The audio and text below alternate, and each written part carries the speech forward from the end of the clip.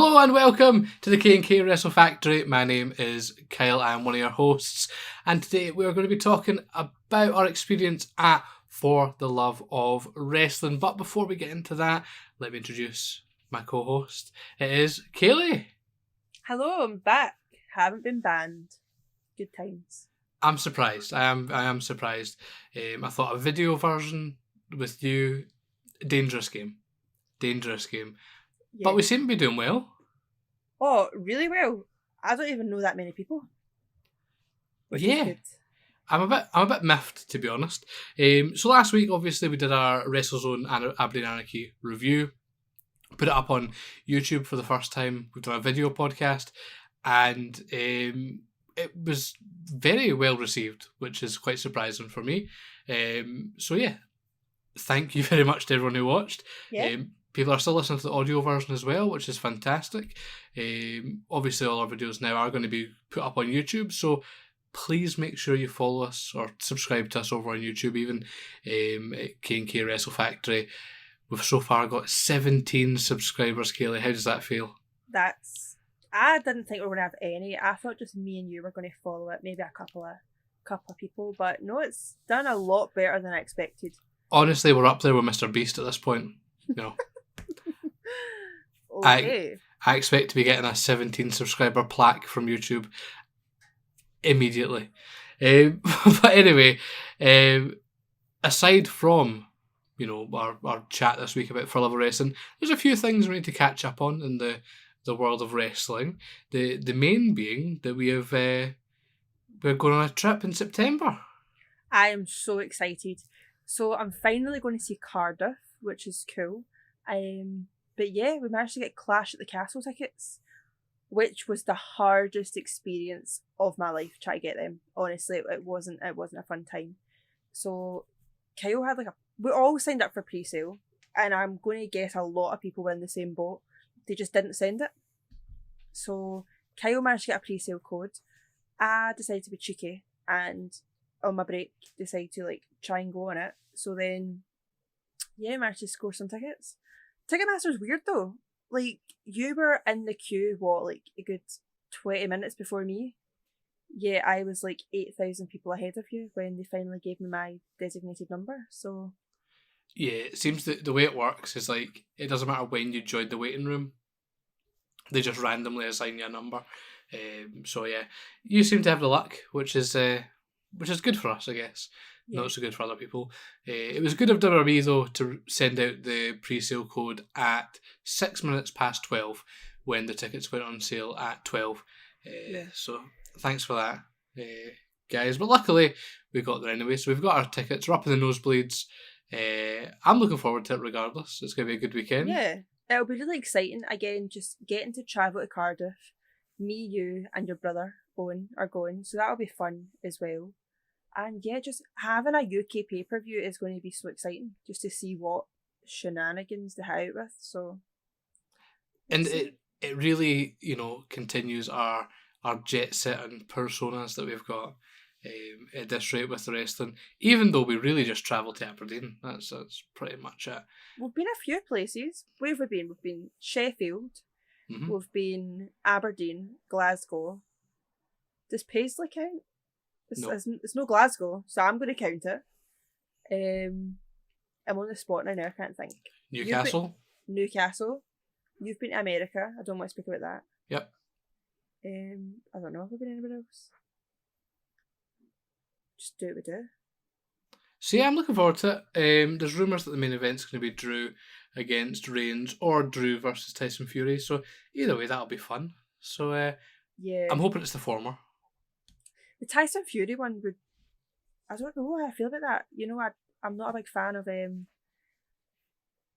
people that aren't wrestlers wrestling and taking up a whole spot. But again, at the same time, it was Tyson Fury. At least you're going to get something fun out of it. So, I mean, the entrance alone, yeah, is worth it with Tyson Fury after his Saudi Arabia shenanigans when he wrestled there. The match was terrible. But yeah, that was about that. But yeah, that's pretty much it. I've not really been doing anything else in terms of wrestling in the last week or so. We've started watching Best of the Super Juniors, which, Kaylee, you can tell everyone how much you love that. I'm just not a massive like Japanese wrestling fan. I know everyone's going to now come for me. Zack Dynamite will be raging. It's like some of it I'm into, some of it I'm not. I can watch it, but I'm just not 100% behind it just now. But it's like anything, I'm really bad, and this is something I know about myself. If I don't know all the people or know everything about it, I really struggle to get involved. So even when I go to like a show for the first time, if I don't really know a lot of people or know anyone on it, I'm a bit reserved. So I don't know a lot of people that are on it. So I'm a bit like, I'm not really into it yet. But to be fair, when we watched it, the second one, I was a bit more into it. So yeah, that's what it is. But if we don't put it on again, I'm not going to be sad. Maybe by the final, you'll be totally hooked. Who knows? Probably not. Weirder things have happened.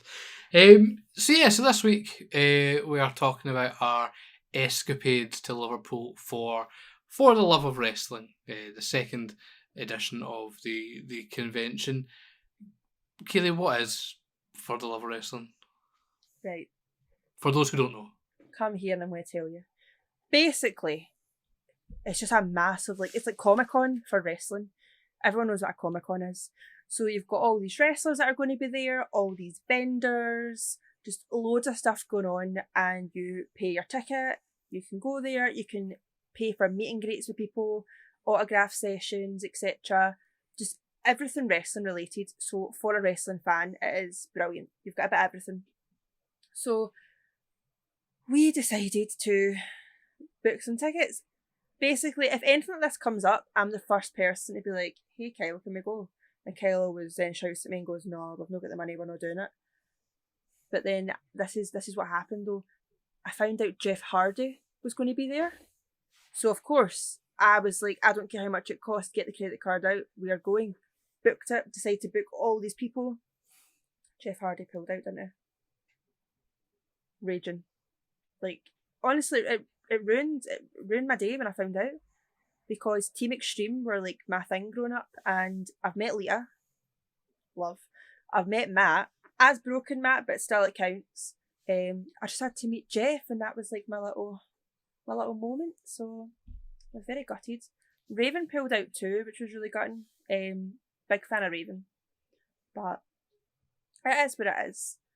So, what do you think? Yeah, so when I first heard of it, it's one of those things you don't really know what you're going to get into until you actually go. So I don't know. I've obviously been to Access at WrestleMania before, and that's obviously a whole different ballgame because it's WWE. But again, that was a very rushed experience, and you only have a certain amount of time and all this. So I didn't know if it was going to be similar to that. Then you see things like WrestleCon, which looks a bit depressing a lot of the time, with folk like Virgil just sitting. Winnie pals. So you never know. But again, when Jeff Hardy got announced, I think that was kind of us going, right, we'll go. When do you get the chance to meet Jeff Hardy? Apparently never is the answer. And, we thought, let's just go for it. So we started planning all that stuff. The thing is, you've never been to like a con before, haven't you not? No. Okay. So of course I've been to Comic-Con. Of course. Which is like, everyone knows, massive nerd. So yeah, been to like Comic-Con and stuff, but I'd never been to like a wrestling related one before. So it was a bit like, I didn't really know 100% what to expect. The only thing I could guarantee was going to be very overwhelming and a lot of sweaty old men. And both happened. And sweaty young men as well. True. And we'll get into more about the weird men there when we get right into it. But it was fun. I enjoyed myself, and to be fair, that's all that matters at the end of the day. So, yeah. Well, before we start talking about the actual con, right? Let's start talking about how we got there and our travel. So, obviously, this was meant to take place in 2020, and then COVID obviously postponed it. Then it was meant to take place in 2021. Again, COVID postponed it, and it finally took place in 2022. So it was kind of push back and push back, so we didn't really plan much until later on. Trying to get a hotel in Liverpool when this was on was a nightmare. It was the same weekend as the Merseyside derby. And Craig David. And Craig David, apparently. So it was difficult. So we ended up in what was essentially a prison cell for the weekend. No, right, we have to explain it a bit more detail. So, me and Kyle travel a wee bit. Not like jet setting, I mean up and down the country, just for stuff. So we stayed in a number of hotels and things, we know. Just the minimum you expect from a hotel room. So we're looking in Liverpool. So 2 weeks prior, I was in Liverpool with my friends and we had this amazing hotel room. It was dead cheap, right in the middle of town. Brilliant. So if anything, I was trying to book that again. And I looked, it was like 3 times the price. And I was like, I'm not paying all that for it. So looking around and I thought where the venue was, and literally metres away was this hotel. And I was like, I wonder why that's not been snapped up. Checked the reviews. And ironically, it didn't say anyone's been murdered there, so I was like, fair play, I can stay there. We got there, and then this is where it just turned into a whole thing. So first of all, we stopped in the middle of town, and we kept walking. Google Maps just kept saying, go a little bit further. We were in the middle of nowhere. And we were like, oh damn. Turns out that's also where the convention bit is, so like, that's okay. We got into the hotel. And first of all, the people behind the desk were so rude. They were basically just shouting at us. And I was like, you're lucky that I don't want kicked out right now. So we were fine. We were polite. Didn't even have a lift. So after walking, which felt like 5 years, stuck on a bus for hours, we then had to climb all the stairs because they put us on the top floor, didn't they? With a heavy case. I'm not very good at packing light, so that's what it is. That was it. Then we got to our room. And me and Kyle both, before we like even tapped the wee thing for our door, we were like, it can't be that bad. It'll be okay. We opened this door. Do you want to start describing some of the things about this room which just made it magic? Well, the first thing that came to mind was plain white walls. Like nothing on the walls. You know, you expect maybe a bit of, a bit of artwork, maybe. Not even fancy stuff, just a wee painting or something on the wall, a wee photo on the wall or something. No, white walls right around. Like a padded cell? Essentially, yeah. Carpets, they had carpeted the bed. So, like, there was no under the bed. It was kind of like a divan sort of thing, right? So it was that. But, like, the carpet went all the way up to the bottom of the bed. So there was no under the bed, which the only good thing is it means you couldn't, like, get anything under the bed. You know, when you go out, when you check out a hotel, it might just be me. I got under the bed to make sure that nothing's rolled under. I had no problem. There was no under the bed. Problem is though, I kept stubbing my toes in the side of the bed because I don't expect there to be a box under the bed, but that's what it is. The best part was the wardrobe. So you expect a wardrobe. Or lack of. There was one hook on the wall with 3 hangers just exposed in the middle of the gaff. That was it. There you go. Telly was in the corner as high as it could go at an angle which wasn't really used to anyone unless you were standing up on the bed. Which of course, if that's how you sleep in a hotel, fair play. But it did its job. I slept in it. The bed was nice enough. I didn't die. But honestly, it wasn't worth the money we spent on it. That's all I'll say.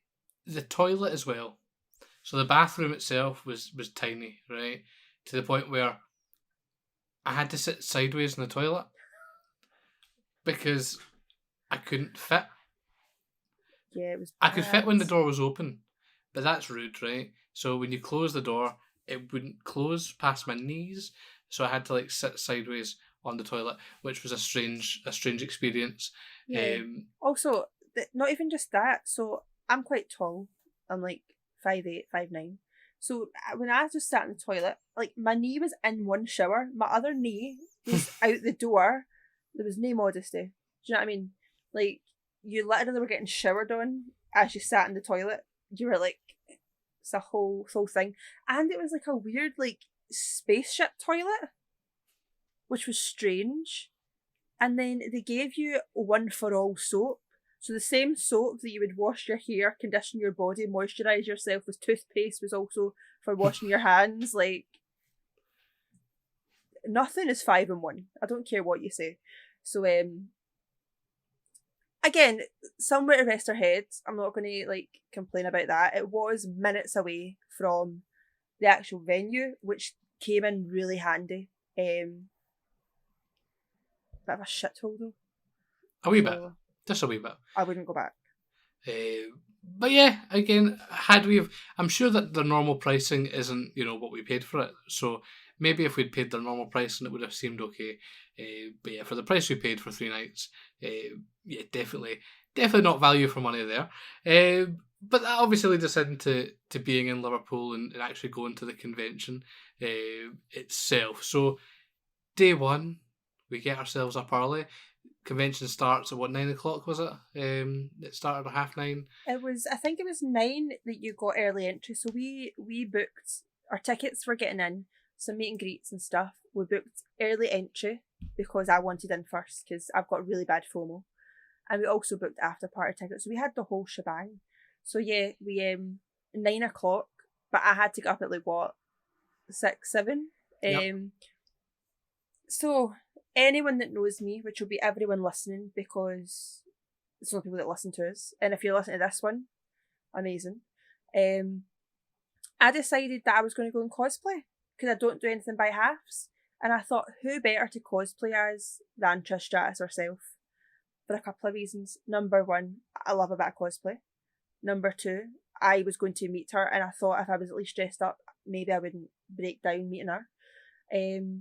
And a couple of years ago, I bought a replica women's championship, and Kyle thought I wasted my money and I would never use it. So I had to show him that I will use it. Long story short. So yeah, full scale. I had the kind of catsuit sort of thing that she wore when she returned at the Royal Rumble. I had the exact same boots she was wearing. I had the belt, the hair. Class time. I felt like a G. So wasn't as many people dressed up as I thought. I thought everyone was going to be dressed up, and I thought I would blend in. I was one of 5. So it is what it is. But, I mean, it happens, Yeah. There was you and Sting. And the Undertaker. But I was trying to get you to dress up and you just wouldn't do it. I'm glad I didn't now. It would have been fun. I don't know what you would have went as. Maybe like an Aspen cosplay, since you basically look the same, but that's about it. Mankind, maybe? Maybe? I don't know. So we get there at 9 o'clock, walk into the convention hall. What were kind of your first impressions walking in? It was cool. So again, I've been to cons before. But it was nice to see what this one was like. So first of all, the centre was really quite big, really nicely spaced out. Everyone was cool, but when you first walked in, there was security, obviously in the big metal detectors and stuff. And the wee security guy was having such a laugh with us. He was having a great time, and I was like, oh, I can't wait to see him again. Walked all the way in, and yeah, when we finally got in, I think the latest in early, and it was just really, really cool. So in the middle of the room, they had the main ring set up, which is where Future Shock, wasn't it? Yep. Future Shock. Over to, which to me is my right.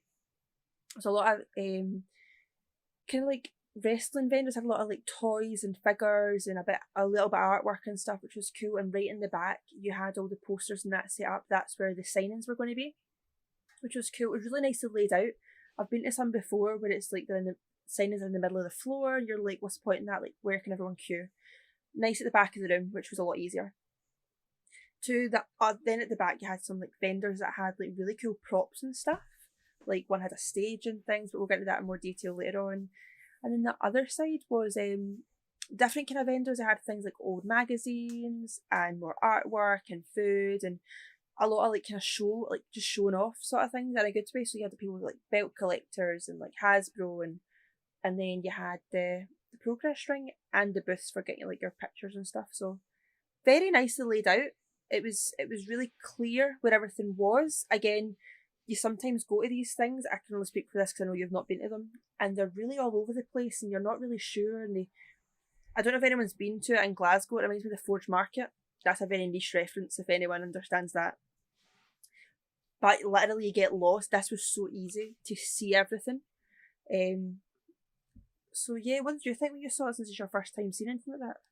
Yeah, it was weird because when I walked in, it was kind of like I kind of had that thing of like, is there going to be enough here to kind of fill 2 days worth of stuff? Like, am I going to walk around all the vendors and go, all right, cool, I've seen everything, then do the meet and greets and stuff, and then go, okay. But it was weird. Like, I felt like there was stuff we could have done. Do you know what I mean, there was so much stuff to do. It kind of just kept you busy. It was quite overwhelming. All the kind of memorabilia and stuff, and like all the kind of stalls to like buy stuff and that. That was like the magazines and stuff were kind of the biggest one. Like there was a stall that sold old programs and like old magazines and stuff like that, and they must have had hundreds and hundreds, possibly even thousands, of old wrestling magazines.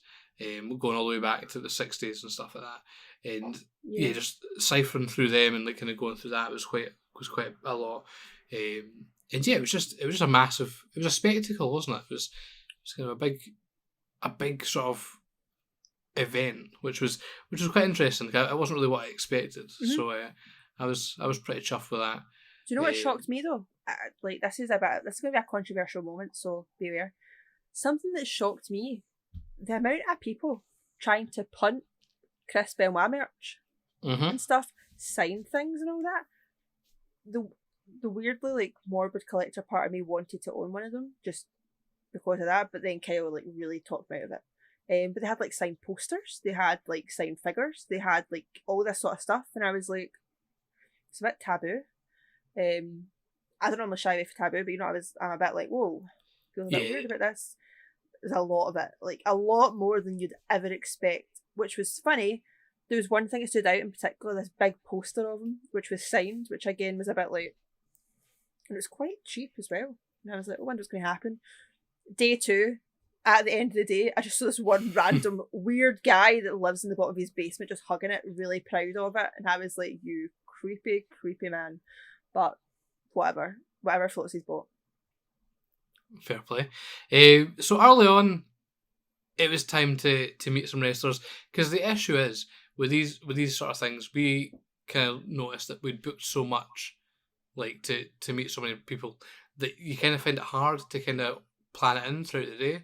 So at about 10 o'clock in the morning, it was time to meet Mr. John Bradshaw Layfield. So what were you thinking going in to meet big JBL? I was so excited yet so worried. I love JBL so much. And you hear all these mixed reviews. You hear something about a band, sometimes he's not and stuff.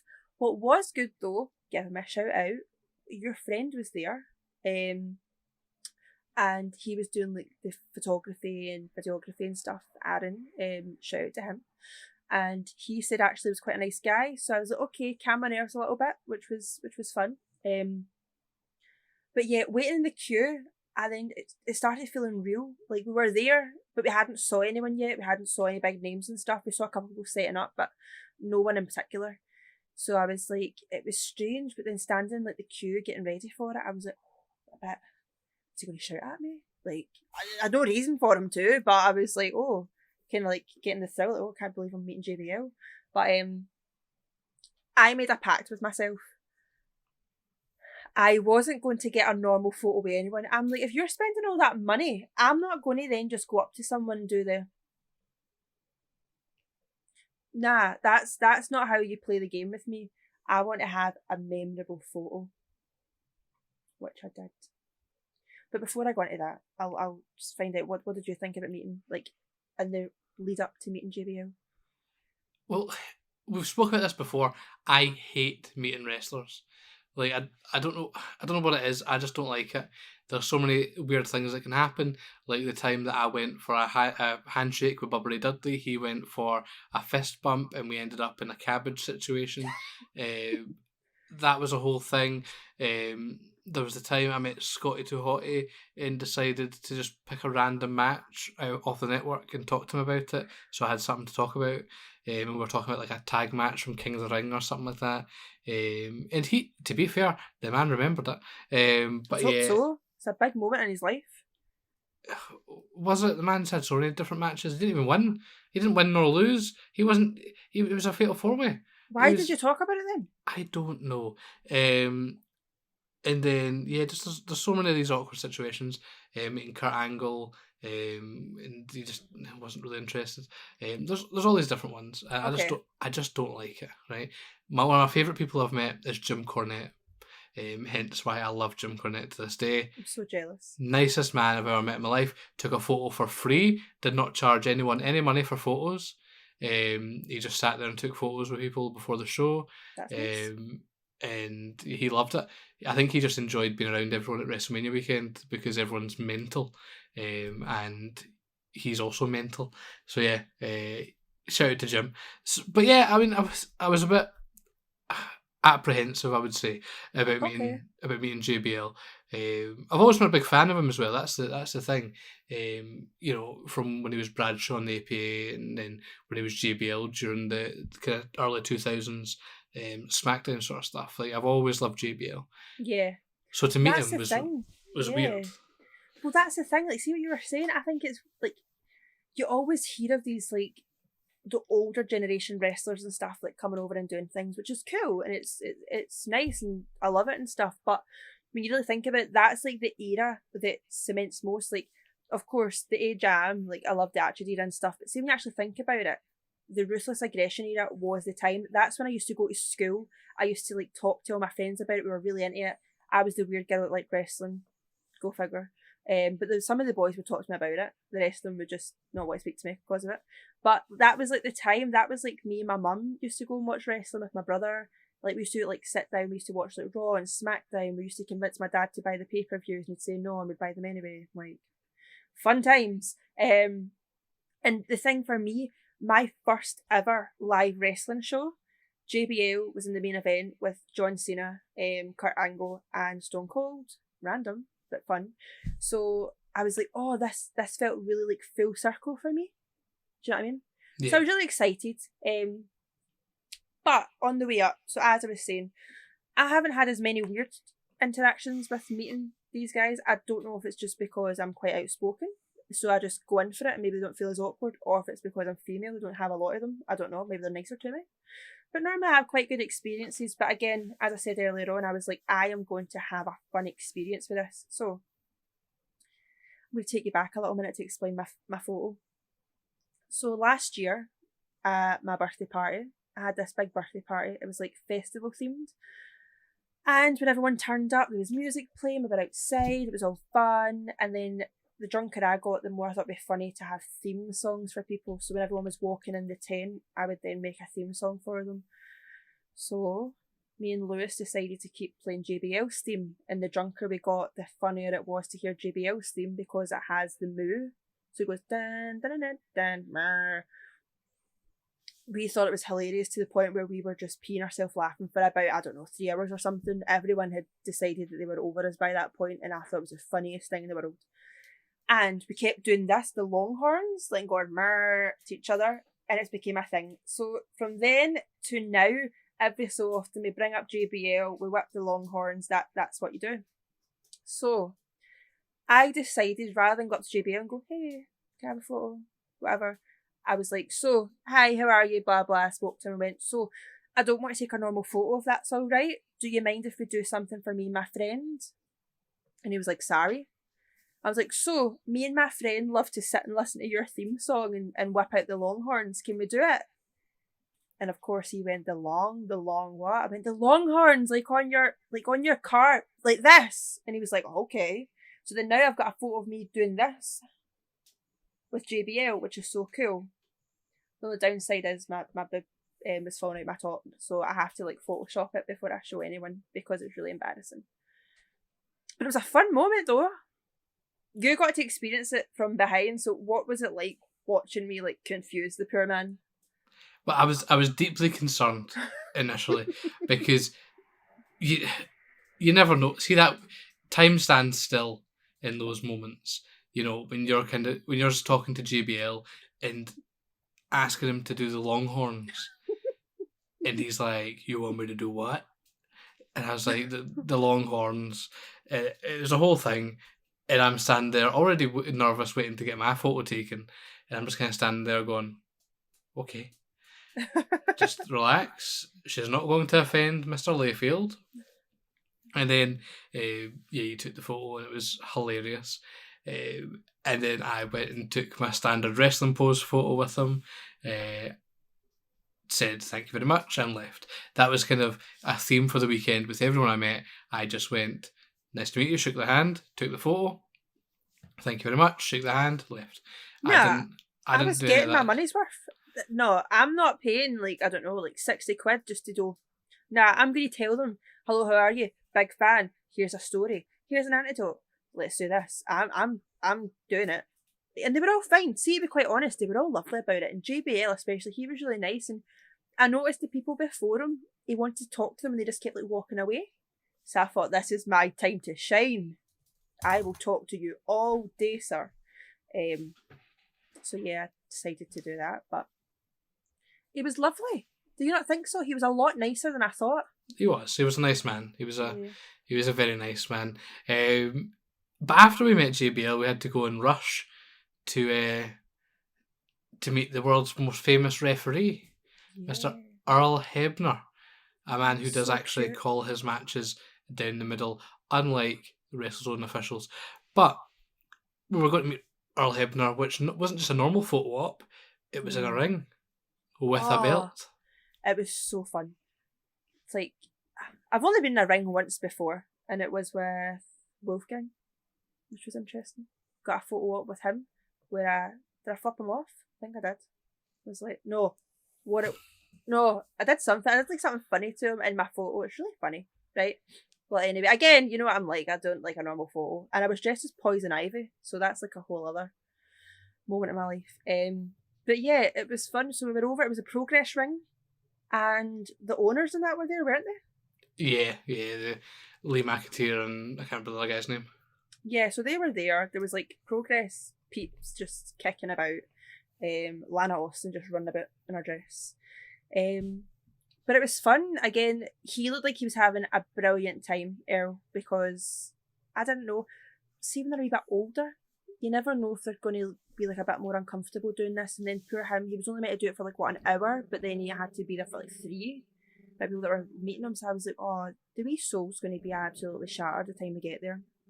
But queued up, got in the ring. I was offended. They opened it so I could go under the bottom like rope, but my outfit was like so tight. I was like, can you just stop? Can you just let me get in the ring normally, because you're making me like bend over and I'm gonna fall out the ring and that's embarrassing. And I had like my belt with me, so I was like gonna just get out my road and let me in. Politely, obviously, because I'm always polite. And yeah, then we got our wee photos. How cute was he though? I keep saying it, but how gorgeous was he? Just a wee man. He was a nice old man. The only issue was we were rushing for our next photo op, so we kind of just got in the ring, took a photo, and just ran, which is not good when you're getting in and out of a wrestling ring, because you will fall. And we had a few close calls, but we managed to get in and out without difficulty. My favourite thing to do is watch wrestling fans try and get in at a wrestling ring. And now, again, I'm not a wrestler. I'm not saying I'm great at it, but I've watched it enough times. I know how to not make an arse of it. I know how to get in, stance, get out. Do you know what I mean? I've watched it plenty of times.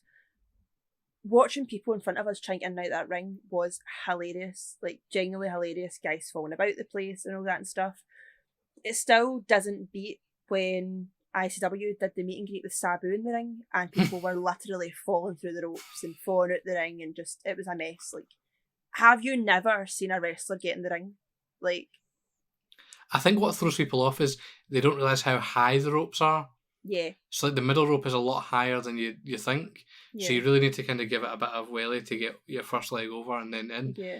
And if you don't hold on, you're screwed. So yeah, a lot of people, I think a lot of people don't realise that, Yeah. and end up falling out backwards, which is, It's so funny. people falling is my favourite thing.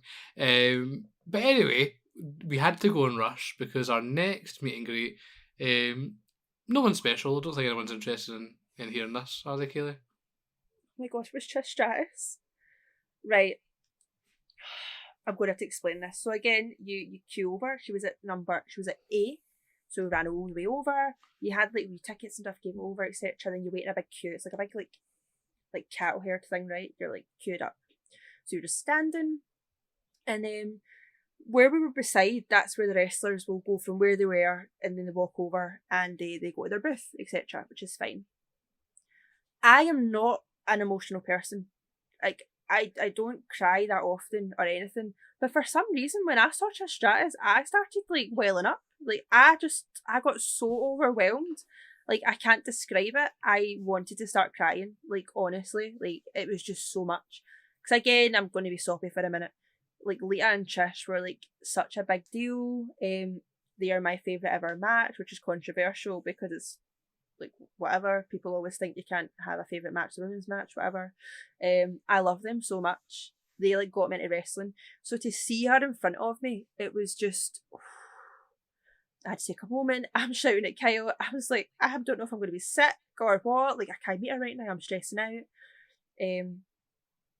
But then we got down to the bottom, and I was like, Kyle, like, what am I going to do? I don't even know what I'm going to say to her. So everyone else, I talked a big game about I'm going to do like all this stuff and whatever. But when it came to Trish Stratus, I literally just thought I was going to shit myself. Like, which, like, no offence, but that was a really ruined moment. And I was wearing an all-in-one bodysuit, so it would have been terrible. But before I explain what went on when I met her, I'll let you kind of talk for a minute how you felt in the queue. Yeah, I mean, again, already feel awkward meeting wrestlers. Female wrestlers even worse, because I feel like as a guy you've got to put in extra steps to make sure they know that you're not one of the creepy ones. Yeah. So already there's a bit of awkwardness there. I thought meeting JBL at the start made it a bit easier because we'd already met him. He was nice. We're sorted. You're relaxed. You're kind of in the comfort zone. I wasn't. You weren't, obviously. So yeah, I mean, there wasn't really too much to think about it. To be honest, I was just kind of going with the flow at this point. But yeah, she was a very nice person. It was a lovely person. That's obviously why her and Lita get along, because we've met them both and they were both lovely. Honestly, they are two of the nicest people. Not biased, two of the nice people to meet. And the thing is, I was the most nervous to meet her out of everybody because I held her on such like a pedestal. They always say never meet like your heroes, etc. So I was thinking if she wasn't nice, even though I've heard a lot of rumours that she has been, that would have crushed me. Like, genuinely, like, I would have just had to have went home at that point. I would have just crawled in a ball, and that would have been me. So I was walking up and stuff, and I was like in my gear, as you know. And when we got there, so when you stand there, there's like people working the con and they talk to you and stuff before you like go out and meet them and stuff. And they were talking, they're like, oh, like, love what you're dressed as and stuff, blah blah. So I was talking to them, everything was cool, and then I just heard, oh my god, hi, and I looked over and I just went, like, everything just dropped. Like, I couldn't take it in anymore. And I was just pure hyperventilating. I was like, hi, hello, just trying to like put on a brave face. Walked over and she was saying that she loved my outfit. She's like, oh, I love what you're wearing. And I was like, oh, it's obviously it's based off of like your outfit. She's like, oh yeah, I can tell, I love it all. And she's like, do a spin, let me see. Next thing you know, I'm spinning for her because of course she could have asked me to do anything at that point and I would have said yeah. I was like, oh, so nice. And then she was complimenting it, saying she loved it and it was so cool. Again, this was all going so fast, I just couldn't take it all in. I'm just sitting going, yeah, okay, hi. Then we went to take our photo and she was like asking my name. She's like, oh, what's your name? And I was like, oh, it's Kaylee. And she was like, oh, that's so cool. So then we went to take a photo and I had like my belt and stuff. And I was like, do you want to like hold it? And she was like, oh, you're the champion today. And I was like, thanks. So obviously I did the pose, the Trish, like, number one. And then as soon as we were done, I was like, again, thank you so much. It genuinely means a lot. Like, such a big fan talking about you. And she was like, am I meeting you later on? Are you coming over later on? And I was like, yeah. And she's like, oh, please stop by. I really want to speak to you more. So of course I was like, oh my God. She's like, I really enjoyed speaking to you. I love what you're wearing. I really want to speak to you again later. And I was like, okay. So then I like hoddled off, nearly in tears. Kyle then goes up and went, you're right. Just around the moment. Yeah, and it was just like the coolest experience ever. Like, anyone that I've spoke to, I have told this story to. I don't think there's many people that haven't already heard this story, but honestly, it was like a magical moment for me. I don't know if I came across as cool as I thought I did. I probably just sweating from your perspective, but Well, this is another thing, right? I was deeply concerned because I was wearing a backpack that day, right? And with all the walking, my back was getting sweaty. And I was like, oh, what if Trish Stratus touches my back and it's a sweaty back? That's embarrassing. Yeah. Luckily, the queue was so long it had dried up, so we're all good. She didn't notice my sweaty back, which is fine. So yeah, Trish was fantastic. Again, no point describing how I met her because again, walked in, said hi, nice to meet you, shook hands, took a photo, went thanks, shook hands, left. Easy. But she taught you how to pose. She was telling you there was glare in your glasses, so like look a certain way so your photo was nicer. She was really funny. That is true. That is true. She's a Canadian, so it explains. Then we had our final photo of the day, and that was with Mr. Windham Rotunda, otherwise known as Bray Wyatt. Also, before we speak about Bray himself, I have a confession to make. Turns out that I fancy the whole family, like including IRS. I love IRS. So first of all, I wanted to meet IRS and I had my heart set on meeting IRS and Kyle said no. Kyle vetoed me getting tickets to meet IRS. I mean, you could have met him yourself. I was not. But I thought it would be more of a fun experience meeting them together. But Kyle said no. But, right, first of all, his brother. Damn. He smelled good, he looked good, he was a polite man. Right, can we just take a moment, right? Okay. Now, see if I had turned around and went, oh, by the way, Trish, oh, yeah, damn, oh, looks good, smells good, yeah, right? I'd be classed as a pervert right here.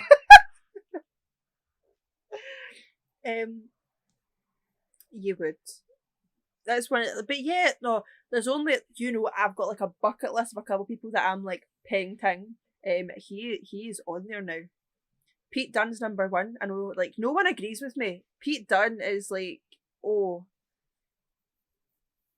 I fancy the pants off him. But now Bo Dallas is up there too. Who'd have thought? Do you not think he's an attractive man? Oh no, he is. He really is. Him and his brother are both very attractive men, and as you said, they do smell lovely. They smell amazing, which is nice. Yeah. Also, before we even met Bray Wyatt, we were just standing casually, just talking. Big JR just walks behind me, so I have a really awkward photo where Kel sent a photo of me just so we can try and get JR in the background. And I'm like, and we put it in a group chat, and it just popped everyone there. So that was funny.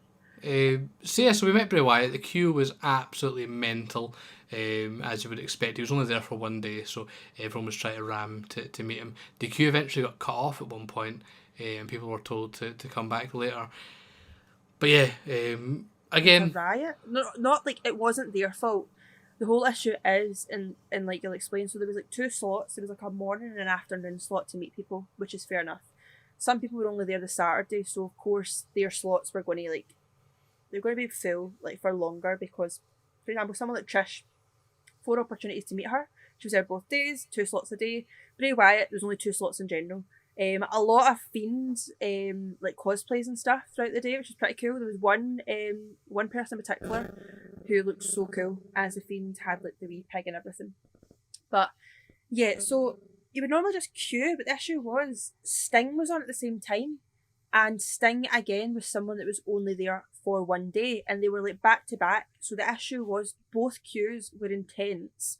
You had to queue through where like the food court bit was, So then it got to the point where people are just stupid. They can't queue. It's simple, one behind the other, not that hard.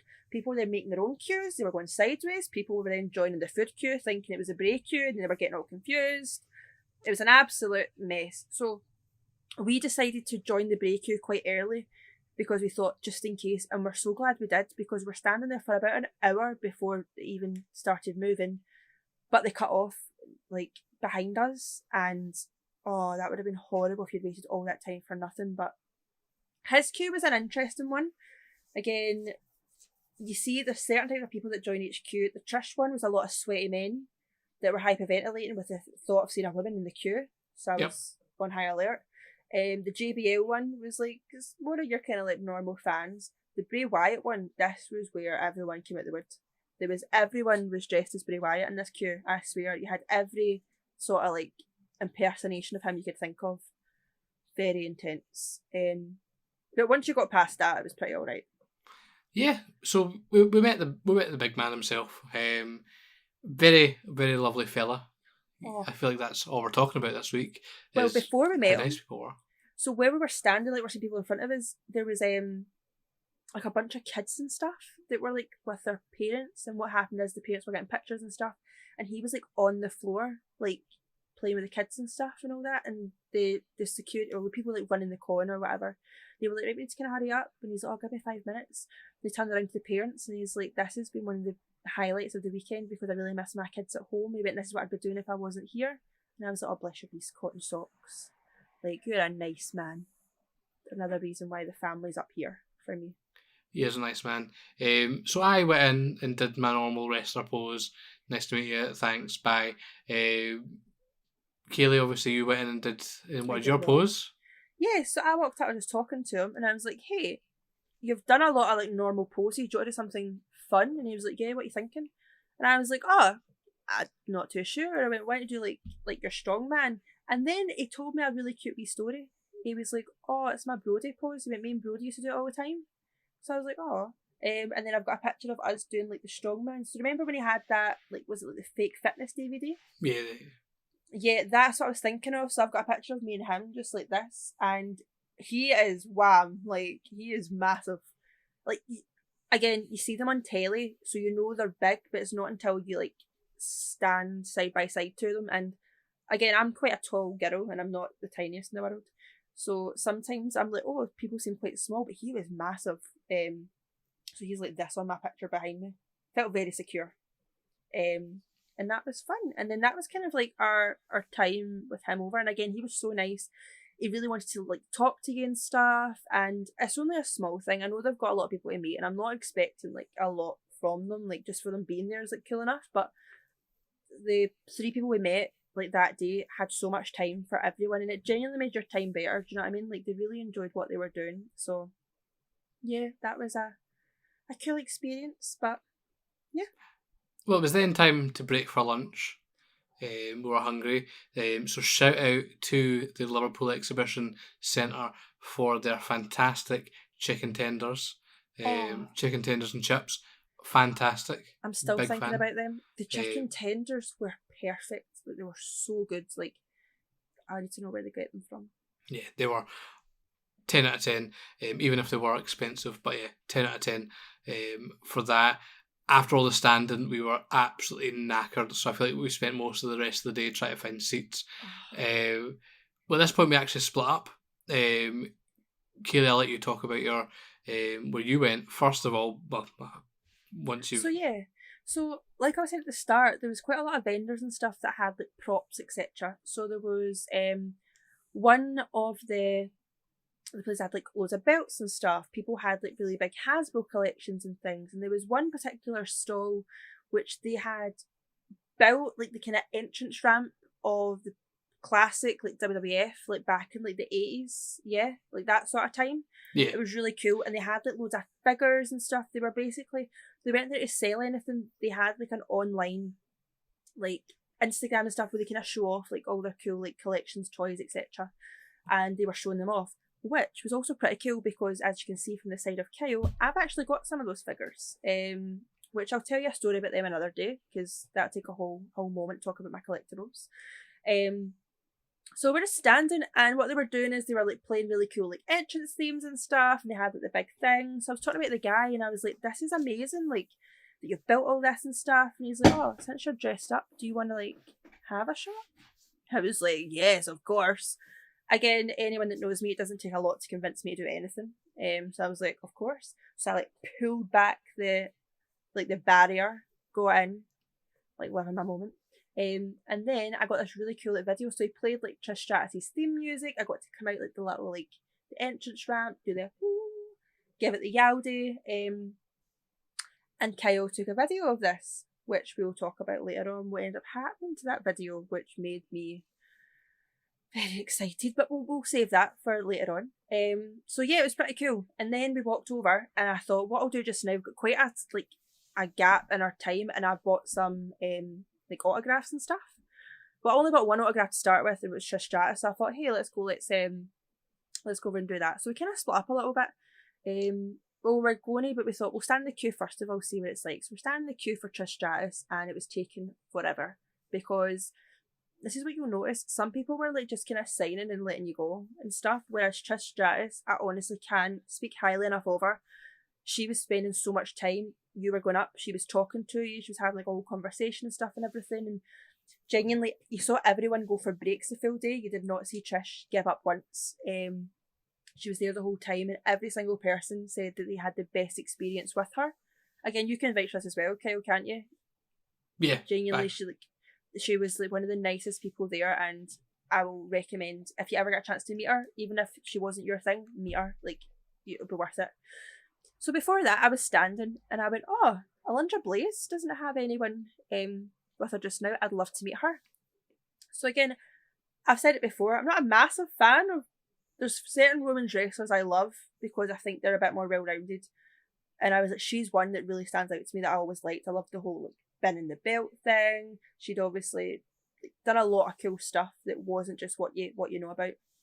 So I trotted up, giving it yowdy, as I do, and I was like, hello. So I got to meet her, it was really cool, we're talking for a while. But she was like, oh, we were talking about stuff, and she's like, oh, where'd you come from? And I was like, oh, I came all the way from like Glasgow, it's in Scotland. She's like, wow, that's like so far away.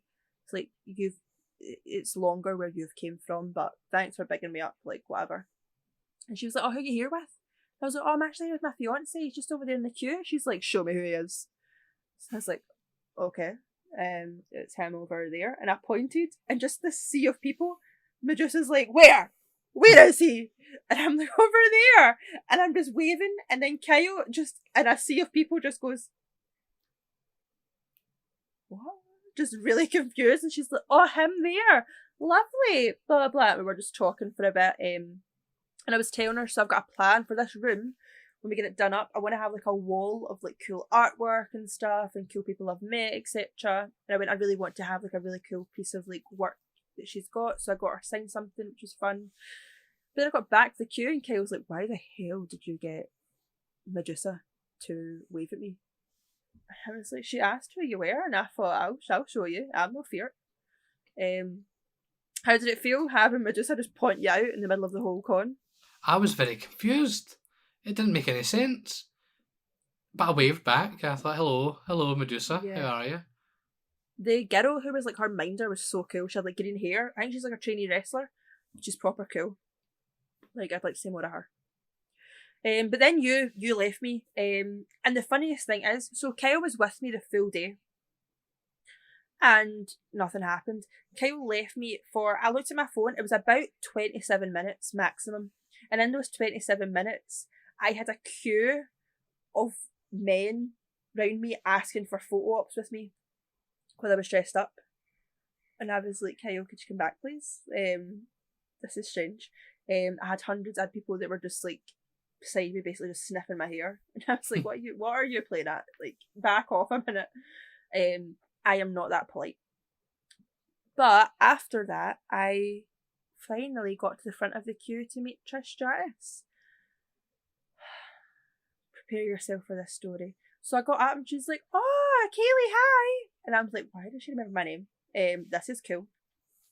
We were talking, she was showing me off to Mickey James, she was showing me off to the other girls that were beside her, and I was like, hi, like whatever. Such a fun moment. And she's like, do you mind if I take like a photo of you and put you on my website? And I was like, oh my god, yeah. I was thinking to myself, I am not photogenic, but what Trish Stratus wants, Trish Stratus gets. So again, got a really cool photo with her. We got some more photos. We were like having a laugh. We were talking. She was asking me where like I came from and stuff. And just like a really cool conversation. Just got to speak to her and have like that really cool like 5-10 minutes, which felt like forever. And it was such a nice moment. Did all that and it was so cool. And then she signed my figure, so I showed it in the last one. So I was gonna get her to sign my belt, but then there wasn't really anywhere for her to do it. So she signed my figure. So I have like a chased version of like her figure that came out, which is really cool. So I have that now, which is pretty sick. And yeah, it was like the coolest moment ever. But then like the most uncool thing happened after it. So I was like, oh, while I'm dressed as like Trish Stratus, next to her is Mickey James. I'll go meet Mickey James. Mickey James was acting like a cow the whole time. Sorry I said it. Like, she was not to me as such, but she was like really like sharp. She was like shouting at her handler person. She was like really rude to everyone that was meeting her. And I thought maybe she's having a bad day. That's fine. She decided to go for a break just as I got to like meet her, and I was like, fair enough, that's fine. She'll be back in 10 minutes. About half an hour passed, and I was like, you know when you get really awkward and you're like waiting, but if you go away now, you're like, I've waited this long, I might as well just keep waiting. Do you get me? Yeah. So I was like, I'll just wait. And then this time, I will let you speak in a minute what like you did, because you had like a way better time than I did. So I got there and I like got to like take a picture and that with her, but the whole time she was just talking to Trish about me rather than talking to me, which again was like a cool moment and whatever. And I was like more interaction time with Trish, which was cool. But I was like, I kind of want to like say hi to you and like how things are. But I got bumped out, so I got a photo and an autograph and stuff, which was fine. But yeah, she was just like, she was in like a bad mood with like everyone. And I was like, oh my god, like, calm your tits. Because, yeah, I don't know. I just felt like she was the worst experience for me of the weekend. To be fair, she wasn't terrible, but if I had to like rank it, she was the worst experience I had of the weekend, and I wouldn't meet her again. Fair. But that's it. But while I was in the queue, do you want to say about the fun thing that happened to you? So, I just went gallivanting. So, one, I was sore from all the queuing and wanted to sit down. So I thought, I'll have a wee look around all the stalls. I'll then go to the progress zone and take a seat over there. Because there was like Q&As and stuff going on in the main ring, so the seats were kind of full. But the progress zone, the actual seats that were set up were pretty much empty unless they were doing something. So I went over and had a wee seat over there. Had a wee wander around. And then all I heard was this music that I recognised, and I was like, I recognise that music from somewhere.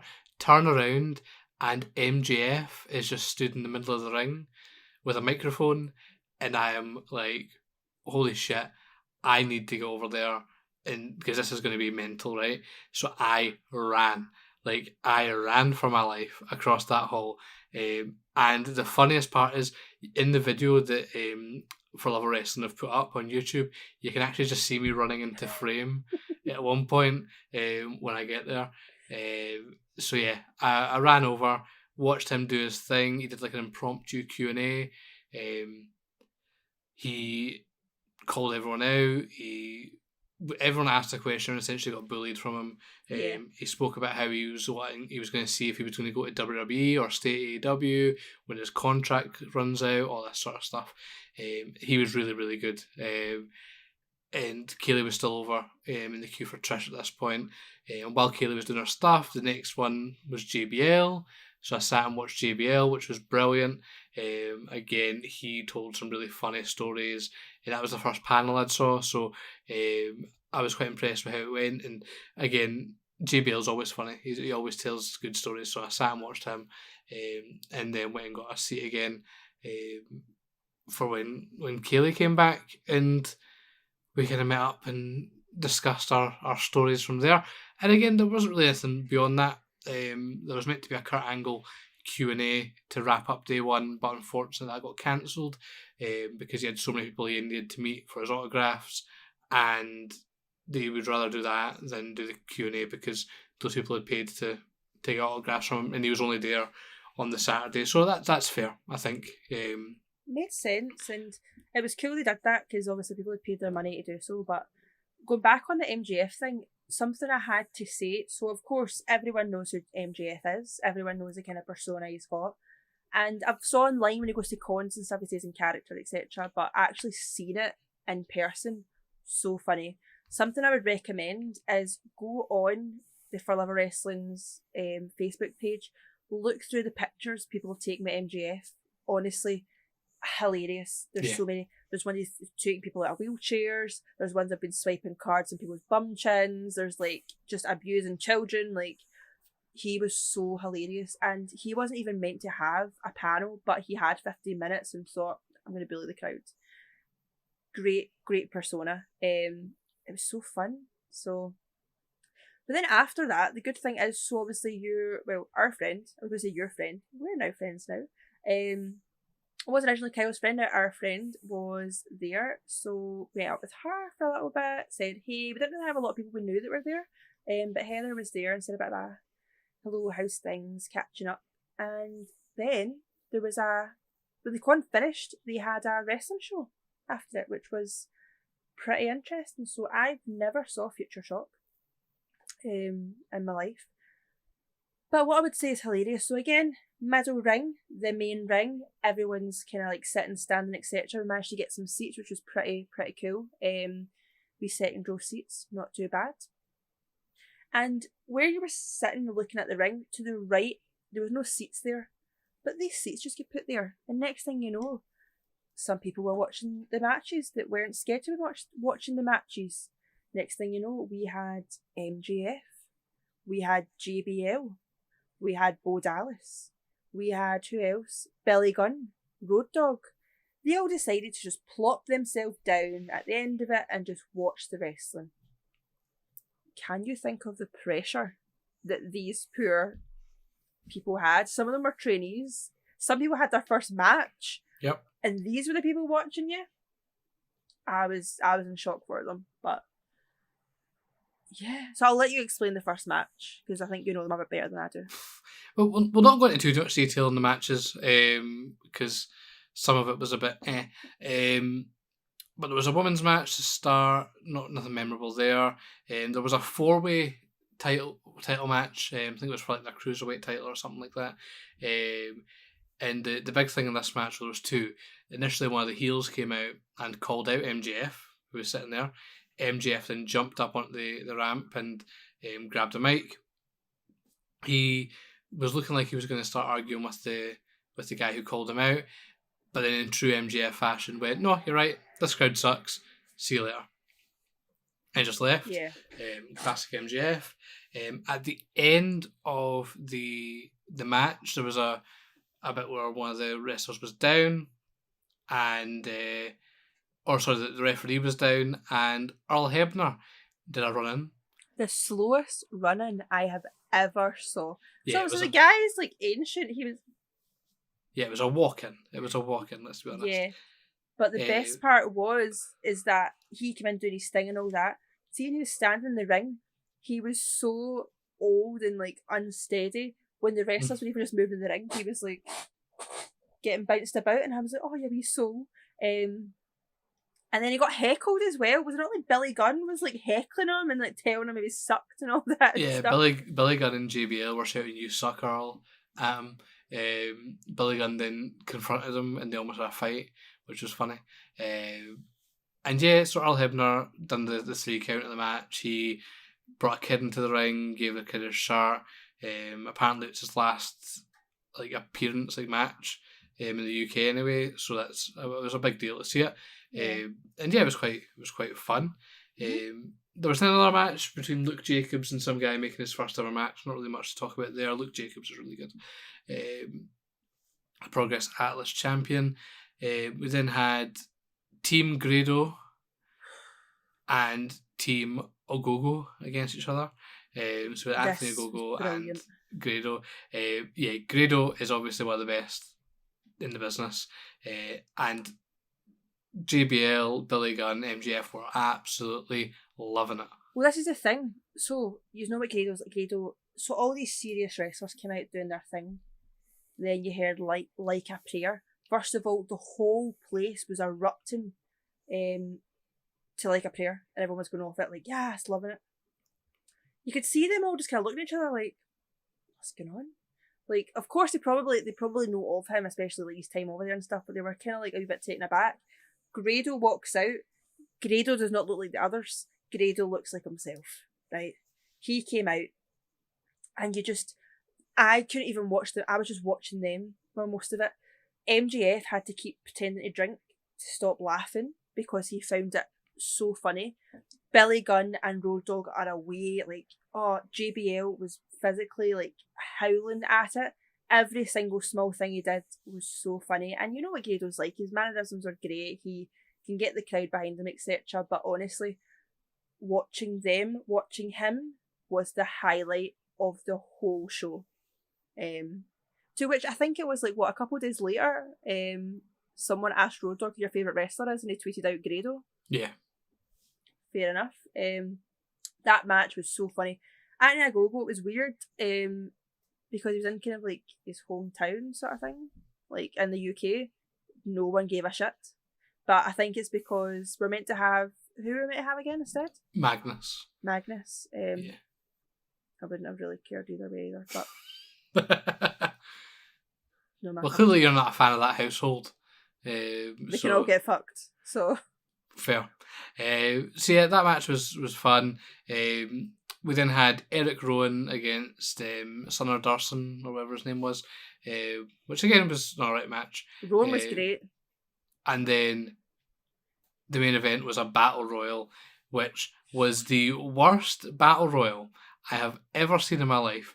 At one point there was a wrestler who came out wearing kick pads, but under his kick pads were a pair of like Vans era shoes, and I was very confused. Terrible.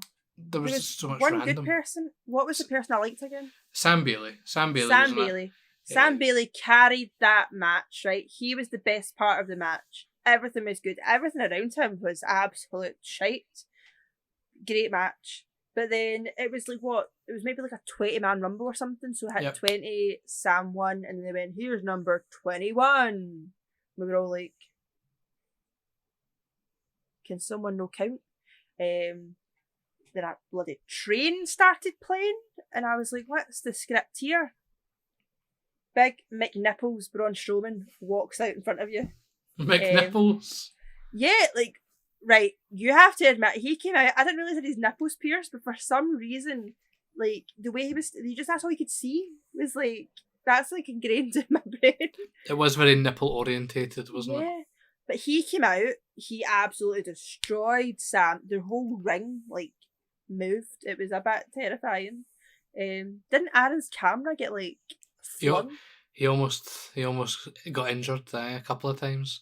But yeah, like Braun Strowman coming out and winning the battle royal was something. Like that's. I mean, I've seen, we've both seen him before. We saw him at Raw, don't we? He's obviously a massive character. But to see him in such a small place was mental. And yeah, he was brilliant. I really liked him. He was actually a really nice guy from what I saw. Which is why I feel bad, because everyone's like dunking on him for this whole control your narrative stuff. But he is genuinely a lovely guy. From meeting him, and he seems really appreciative of everyone that was there. I'm still convinced he wasn't meant to be in that match. Well, that's the thing, because earlier in the day we caught just the end of it. We didn't catch all of it. There was a panel with Rowan and him, and they were just talking about stuff, and they were like, oh, so Rowan, you've got a match later, which he forgot he had a match. He's like, oh yes, I do. And Braun was like, I don't have one, like no one asked me. I would have been game if someone asked me. And they were like, oh, maybe we can do something eventually. And he's like, alright, okay, cool, talk to me. And the next thing you know, number 21 in the Rumble, he came out, ripped that t-shirt off, and just went to town. And again, like you said, they are massive. And you don't see the perspective until you see it. When you see all the kind of indie guys, and then Braun Strowman comes out, you're like, oh my, like, you really do stand out in comparison. Great time though. And that was like, day one was fun. Interesting, had to go back to that cesspit of a hotel after it. But overall, day one was such a productive day, such a good day, and yeah, felt good. What do you think overall for day one? Yeah, day one was the big one, wasn't it? It was the most action packed, and I certainly felt it in my legs that day. I really enjoyed it, meeting everyone. Only had one meet and greet the next day, which we'll get on to. But yeah, I mean, it was a brilliant day. And the show afterwards was a lot of fun.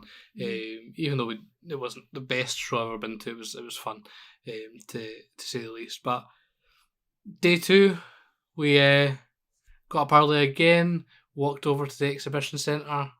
I took it easy though. I decided to just put on comfy clothes. I had like so I got like a really cool long sleeve NWO kind of like jersey top that I got in like a vintage place ages ago. Took it easy, and we were lovely. We were gifted some front row wristbands for panels, which honestly you don't realise how much you appreciate that until you've been on your feet for like 12 hours. So I was so happy with that, but we didn't do a lot in the morning as such. We kind of just walked about, saw how things were, and then we went to one of the best panels that you could ever have went to. We went to Fred Ottoman. I'll hold my hands up. And at first I was like, if we see it, we see it. If we don't, we don't. Like, it is what it is. So if anyone doesn't know who Fred Ottoman is, first of all, shame on you. Tugboat, the Shockmaster, etc., etc. Many different personas. I didn't really know what to think before seeing it. I was like, I don't know what he's going to talk about. Like, it is what it is. If we've got things to do. What did you think beforehand? Exactly the same.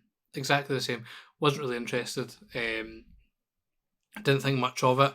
And then, yeah, next thing you know, I'm sitting engrossed in Miss Rotman's, life in Tales. Oh, he was so cute. So he came out and he's got one of those voices that when he talks you listen. No matter what he tells you, you listen to everything he says. And I left that panel.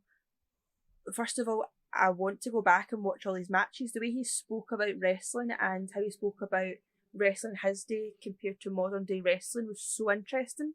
Yep. And to get his perspective on it and what he thinks, and just to discuss like what he thinks is missing these days. Again, was really like, I was hooked on everything. Again, I actually went back that night and we went and we watched some of his matches and stuff. We were very inspired. And he was just so appreciative of everything, and he wanted to meet everybody if he could, and just loved the idea of being there. And he said himself, like, he's lost like a lot of close friends, and obviously his tag team partner of years, he lost him unfortunately, and some little nice stories about that. And great man. And that's why actually at the end, which skipping a bit, but at the end when we had our last panel, everyone was packing up. Everyone was ready to go. Fred Ottoman, he was not. He was still in his booth. Everything was set up. Again, all the other people were packing away. They were done for the night. Second day, want to go home. He was sitting because he's there to a certain time. He wanted to make sure if anyone wanted to speak to him, he was there. So at the end of the day, I just walked over to him and I was like, hey, I just want to like say that I really enjoyed listening to your panel. I've got a lot from it. I didn't think I was going to, but you've changed my opinions and stuff, etc. And he was so nice, and he was like, oh, thank you. And then me and Kyle were talking. He was telling us some stories, and he just wanted anyone who would listen to him, he wanted to speak to. And it was really nice. It was kind of like like your granda. You just kind of want to like be there for him and just hug him. So now, if anyone ever thinks about hurting Fred, you have to come through me first, because now I'm so protective of him. Like, he is such a nice man. But don't start me. Like, I will fight you. Yeah, he's one of the scrappy. He's one of the boys now. He's one of the boys. Yeah. He definitely goes into the K&K Wrestle Factory Hall of Fame. Dear WrestleZone, if you want to book said Fred Ottoman, you have got 2 tickets here. Right, but just saying. Kaylee, you can barely walk, right? You can't book him. I don't want to wrestle. I want him to sit beside Len and just do the raffle. I'll book him. Can I bring him? Can I just get, like, am I allowed to just bring him and let him do your raffle, etc.? If you say the words, I'll look and see what I can do.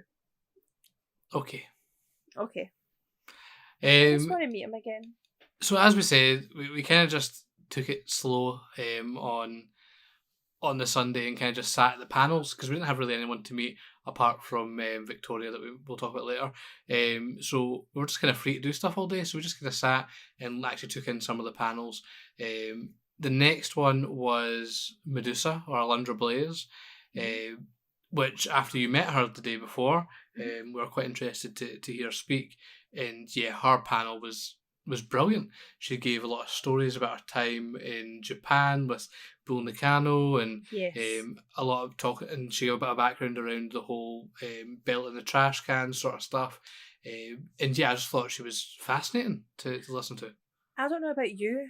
So, do you know the thing that I was most surprised about is to get her perspective of it. You Yep. don't really hear her perspective of it. And I always thought she was a bit of a, not in a bad way, a bit of a bitch, bit of like, who cares? Like, did it because I had to do it sort of thing. She was so regretful of doing that to this day. She went in this big story about that she got told it would be the best thing to do. She used to turn up for work every day, model employee. They just then told her to leave. She was so sad. She then got told that, like, you can come to WCW, do you want to do this thing? She did it, but she went, only if I can get that belt back in my hand straight away. No matter, even though I'm not with them, I still owe it to give it back to Vince and stuff. And it took like 30 years before she could give that belt back, and he was like, it's yours. She was a lot nicer than you think. She's got a book coming out, which I will be pre-ordering. Yep. And she's talking about going on tour with Bull, and they can tell their stories of like being in Japan and stuff, and like all that sort of thing. Which 100% I will be there. Again, they're people that I really respect in like the kind of like female wrestling world. So I would love to see that. The best bit of her whole panel, if you remember, so she let us in a little secret that her and JBL have this little thing going on where JBL is convinced that Medusa fancies him and is in love with him. So what he does is, every time they meet up, whether it's a con or whatever, he gets an 8x10 of himself, signs it to her, saying love JBL, and gives it to her.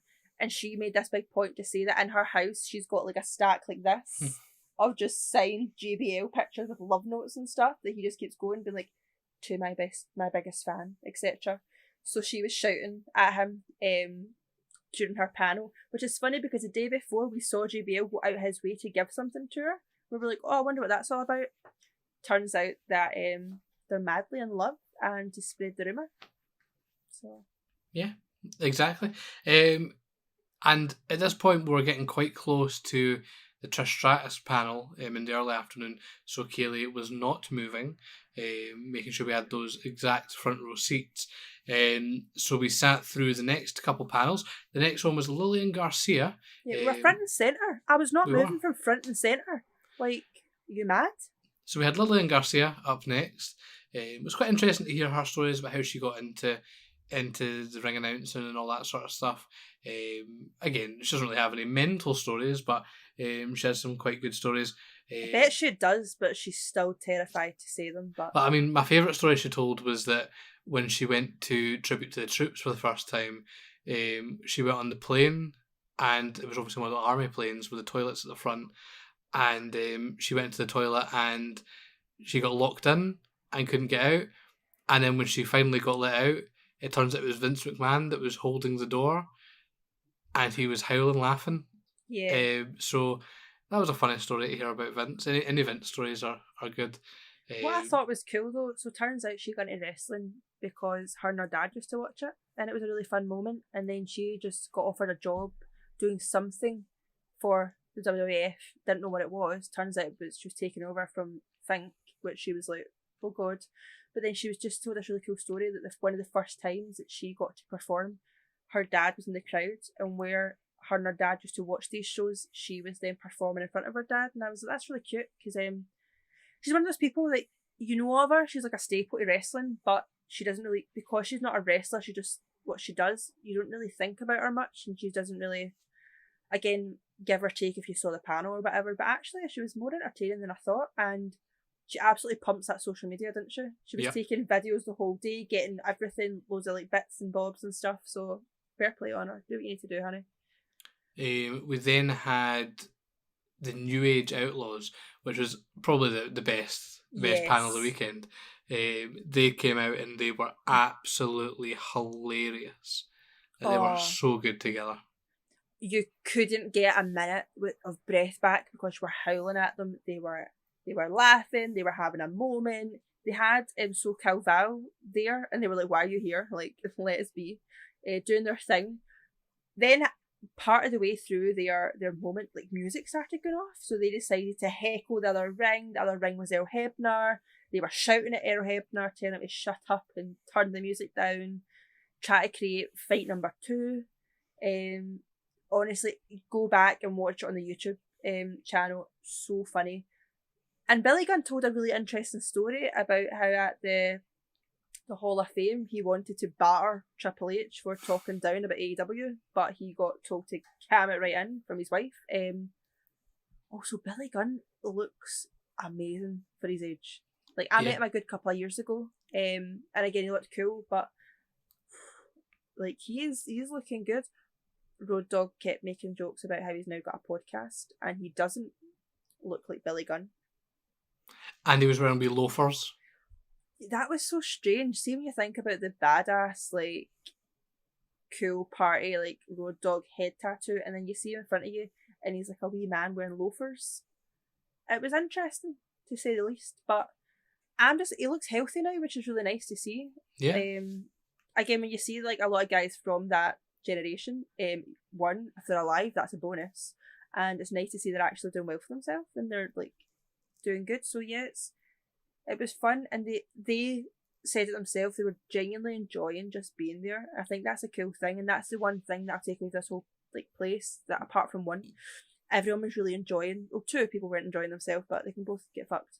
Everyone was really enjoying themselves, and they were really making the most of the whole moment, and we enjoyed ourselves feeding off them. Yeah. Are you wondering who the second person I was saying should get fucked? Yeah. The other Candice Michelle, who had not a single person meet her the full weekend, so she started storming off and throwing her stuff and all that, and you're irrelevant, shut up. So moving on, after the New Age Outlaws did their thing, it was then time for Kaylee to have her 4th emotional breakdown of the weekend with Trish Stratus's panel. So I'll let you take the floor here.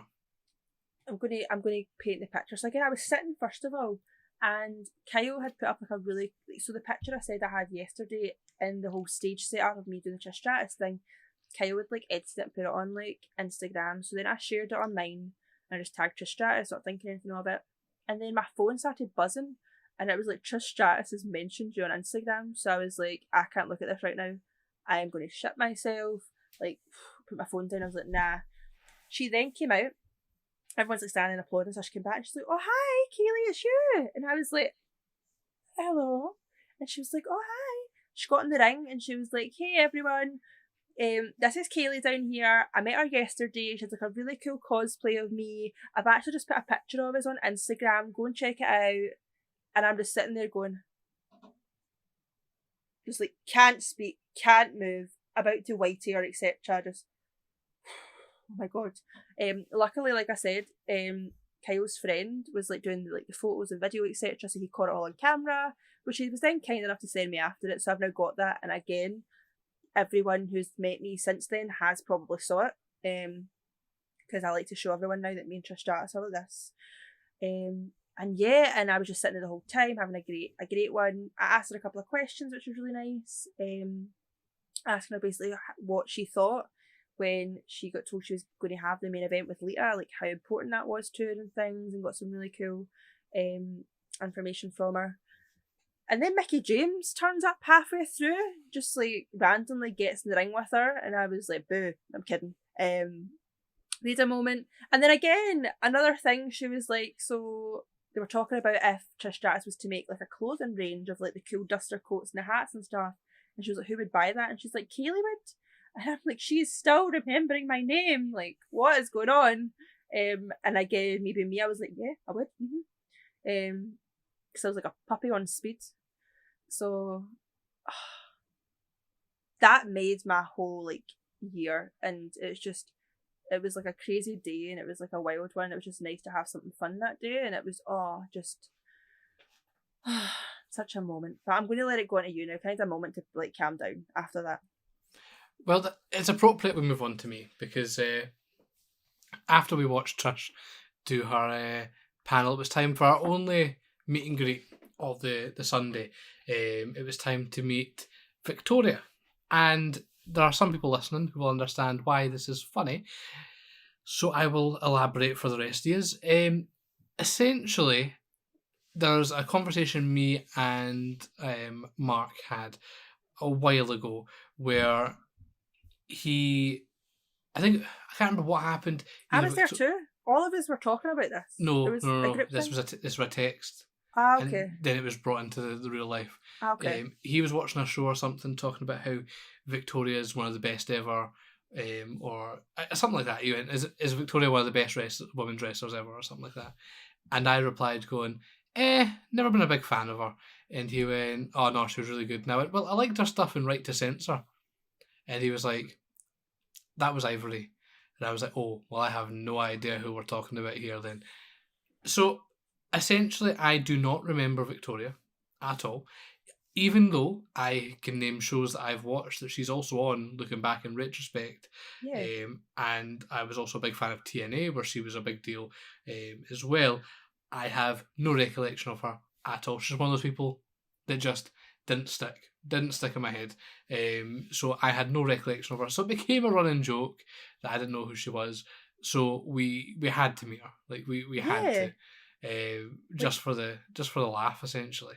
Well, that's the thing, and again, she's one of like my favourite female wrestlers of the time, like her, Lita, Trish, Chyna, etc. They were all up there. And also, I have this thing, as soon as a wrestler has a knee brace, they're automatically cooler, and she had like the knee brace. It's just a weird thing I've got. And again, I was like all for it. So I was a massive Victoria fan, and of course I wanted to meet her anyway. But as soon as I saw she was there, I was like, Kyle, you have to meet her because you have no idea who she is, and it'll be so funny. And I've tried multiple times to get him to watch Victoria stuff and all that. He just doesn't understand it. So we went to meet her. There wasn't a lot of people in our queue, which I was a bit disappointed. They all met her the day before and stuff, and like the morning. We were like the second one because if we saw her during the day, we'd have missed more panels, etc. So we went to the evening one, and again, this was the fourth time we could have met her on the Sunday. Everyone's afternoon one was really quiet. But we got there, it was all cool. It was the same girls running hers that was running the Trish one the day before, so we're saying, oh, how are you, how's things? I was like, it's all good, blah, blah. Went to meet her, and she was as mental as ever. And this is why I love her, because I know she's a bit unhinged like myself. So she was having a good time, she was like talking and all that. I didn't take my belt this time, but she brought her own belt, and she was like, hey, hold my belt. And I was like, oh, I had mine yesterday. She was like, why didn't you bring it? And I was like, because I didn't. Like, pure getting questioned off her. I was like, sorry. But it was such a laugh. Did that, and then I just took like a fun photo. Again, at this point, I was really tired. I couldn't really think of like an interesting photo to go with my whole one interesting photo with everyone vibe. I just took a nice one with her. And then she turned around and went, did you not do this? And I was like, no. Like, think to myself, you've never done that before. Why would I do this with you? And she went, oh, but your t-shirt says NWO. Let's take another photo. Do it again. And just shouting at the photographer girl, being like, take another one. Again, I should have, like, you're meant to pay per photo. And she was like, nah, get another one. So I'm just sitting there, and she's like just holding me tight, and she's like doing this. So I'm just like, okay, fair, hi. Doing it again. For the audio listeners, it's the NWO. Okay, yeah. The click. No one's listening just on Spotify. People are watching the video. So anyway, did that, and then she's like, right, what to do is go and get your photo, and then see soon as I'm finished here, come over to the autograph booth, and I'm going to sign them all for free. I'm going to do it all for free. And I was like, oh, okay, brilliant. This is really cool. Okay, fun. Did that. So I'm waiting for my photos, and how was your interaction? I missed your interaction with her because I was getting my photos. Like, how awkward was it? Well, it wasn't awkward at all, really. I didn't tell her that I didn't know her. I wanted to, and you said no. I was wearing a Jim Cornette t-shirt. She's a massive fan of Jim Cornette, so immediately was shouting to me to make sure that I tagged Jim Cornette in the photo when I upload it on social media, which I did, and he retweeted it. So she was very adamant about that. Then we got the photo. She was lovely. What I liked about Victoria is she put a lot of effort in, Mhm. and she like wore her actual like ring gear. So Yeah. like when you got a photo with her, it was like she was actually like in a wrestling gear, which not many other people did.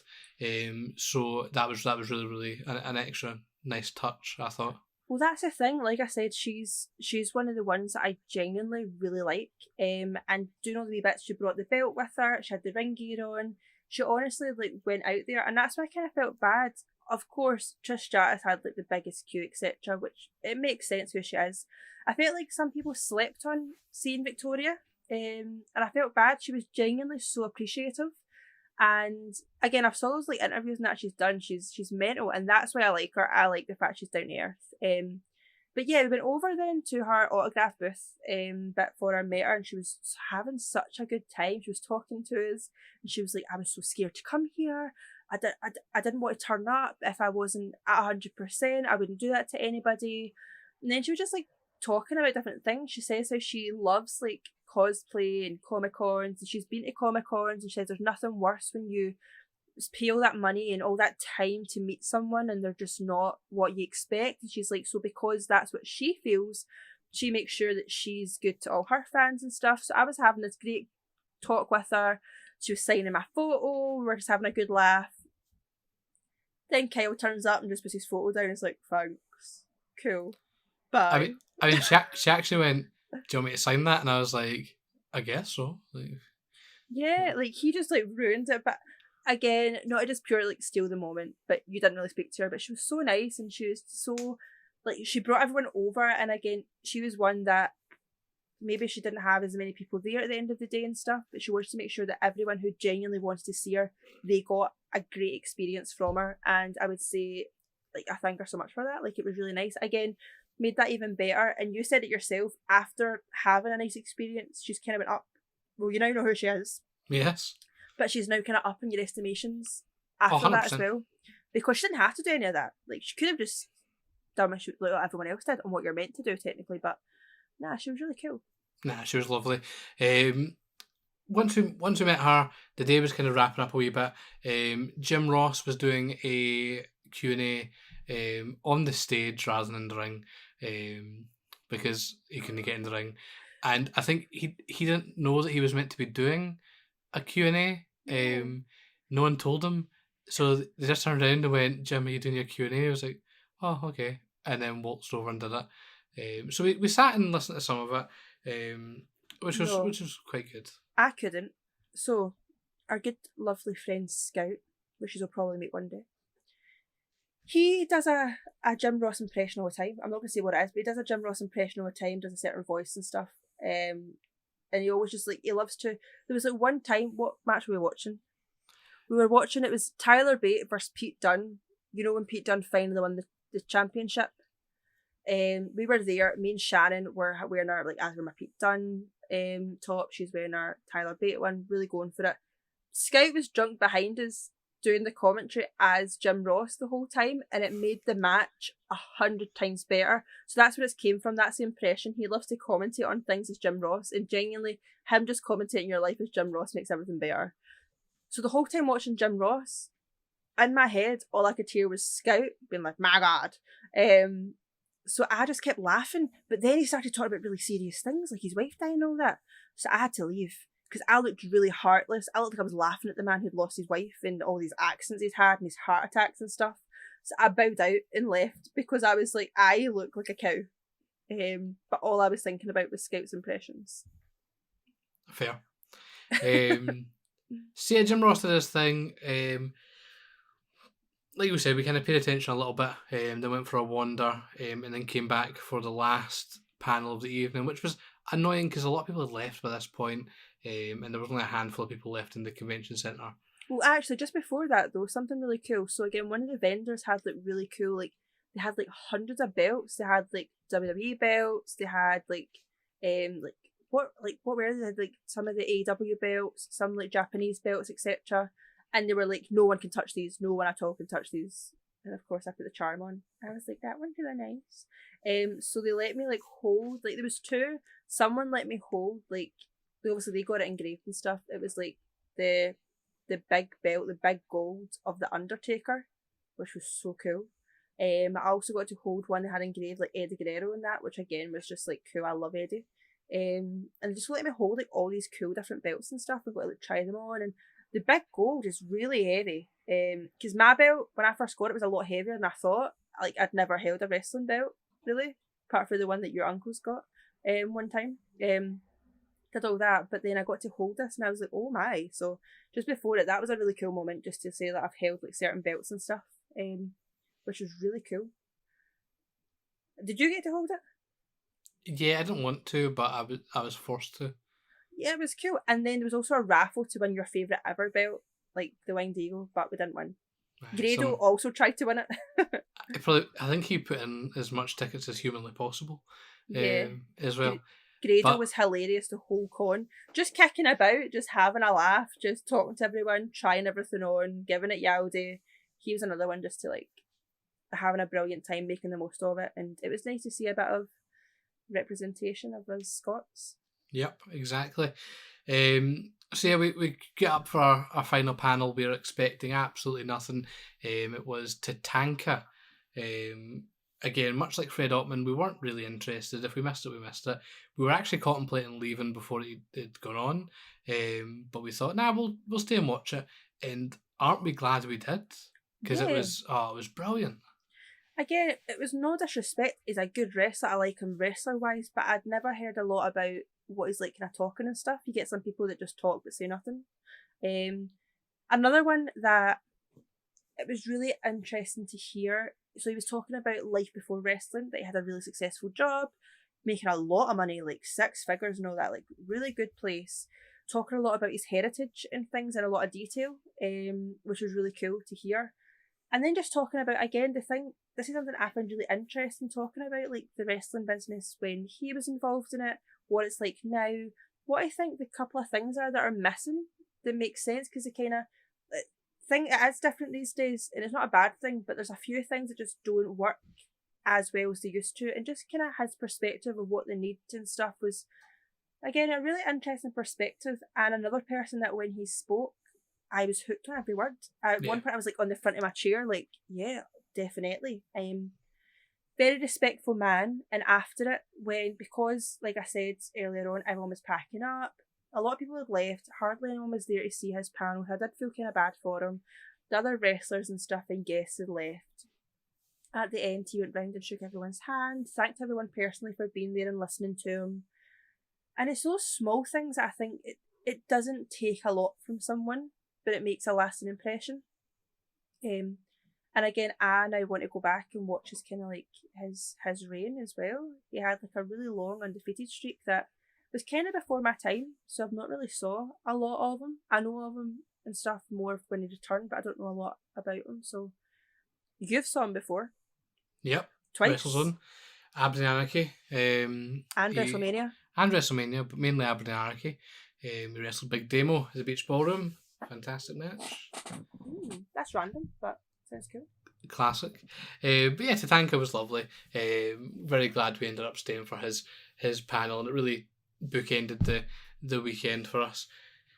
But yeah, I mean, that was pretty much it for the weekend. Like, it was honestly one of the best weekends I've had in a long time, and I wasn't really sure what to really expect going into it, but ultimately it was just a fantastic experience.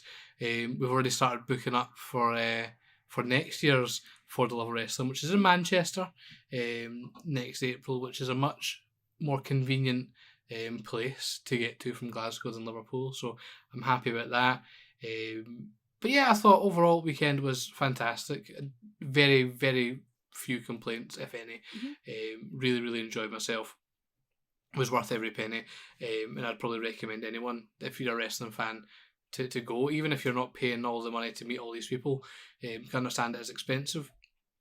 Just to pay your 40 quid to get in is worth it for the weekend. You know, the panels especially. You've got all your panels, you've got your vendors you can go around and meet and see cool stuff. I picked up a wrestling magazine from like the 60s, which is quite cool, which for our video listeners or video watchers, Kaylee is now displaying. I bought a magazine too, but it was very different. I got one, it was an old WWF magazine with Lita and Matt. There you go. So there was all this sort of cool stuff that you wouldn't really necessarily have available to like browse and stuff, just going around places in life. So having access to all that stuff's quite cool. And yeah, I would just definitely recommend it to anyone. What were your thoughts? No, exact same as you. Listen, I've been to like cons and stuff before. This was 100% better. It was nice to be in a place with like-minded people. So everyone loved wrestling. It was cool to just see different things, hear different stories. Again, for the big thing I took away from it, there's certain people that I knew I wanted to meet and I knew I was going to have a fun time meeting, etc. Like Trish, JBL and all that. But people like Tatanka and Fred Ottoman, I would never have got the opportunity to see them, hear them, etc., meet them. And just doing that, and I've really changed my perspective and got to see different things. And again, the people there were really nice, and I'd say definitely go. And if you want, we are going anyway. So if you want to like all of us go together, come with us. And who knows, maybe if we keep at this as we're planning to, we might do a podcast there. Who knows? Let's see what happens. But yeah, very, very positive experience. And again, took us a bit of time to talk about it on the podcast, but I'm glad we took our time and gathered our thoughts. So yeah, very, very happy with the whole experience and can't wait for next year. With that said, that's obviously this episode wrapped up. Next week we will be back and we will be discussing our items from wrestling we want to put into our room 101 of wrestling. So if you have any of your own bugbears and things that you'd like sent to the vault in pro wrestling, then get in touch with us on Twitter. How big is this vault? Because I have a lot, like you, I'm very opinionated. I have a lot of things. I mean, I can probably guess most of them already, so I'm looking forward to that. So that's the plan for next week, and then we are going to have our first interview on the podcast, which we will keep stewing for just now, but all will be revealed. If you are listening and you're maybe interested in being on the podcast, you're involved in the world of wrestling, you're a wrestling fan, whatever, please give us a shout, because we are happy to talk to anyone. So yeah, that is pretty much us. Make sure that you subscribe on the YouTube channel. That is our big focus right now. K&K Wrestle Factory on YouTube. The link will be on our Twitter. If you're not already watching on here, if you're watching on Anchor, go over to Twitter. Link will be in there. And follow us on Twitter. Do all that stuff. Anything from you, Kaylee, before we finish up? Do you want to have some questions before we finish up? That is a good point. I'm glad you reminded me there, because I've got a feeling people would have been offended if we had missed out on the questions here. So we'll only have two questions. The first question comes from friend of the podcast, Mr. Ronan King. Of course. He asks, how much better would it have been if Ronan King was there? So, in my opinion, it would have been weird. You and MJF in the same room. I would have paid good money for like an insult contest with the both of yous. I would have been like Spider-Man. But, yeah, that would have been fun. I'll take you. Like, if you want to come next year, you come with us. We'll look after you. We'll take you. My answer is it would have been infinitely better. We then have another question from Mr. Billy Strachan over at SWN, who asks us, how many times do you think Ronan King rewatched the last episode with us two saying nice things about him? It's on loop. Rumour has it that he's bought a spare TV in his gaff and it just plays over and over and over again. That's what it is. It's his ringtone, text tone. That explains the views then. It's just him. Yeah. That makes a lot more sense. Mm-hmm. He also asked, did JBL have any Mama Joanna for sale? Unfortunately not. He didn't, unfortunately. Didn't even try and shill it, which is surprising. Apologies to everyone here, but my hamster is stuck in his cage. 2 seconds, I'm going to move him. There we go, sorry. Okay, hamster disaster averted. He was stuck. He was upside down, stuck in between the bar and his ladders, and he was like, I need to fix that. Fair. So that is us. That is everything to discuss this week. Like I said, subscribe on the YouTube, follow us on Twitter. If you've got any questions for us going forward, then please give us a shout, and we're happy to answer them if we remember. And if at least Kaylee pulls me up for forgetting. So that is us. Until next week, I will see you guys in the future. Bye.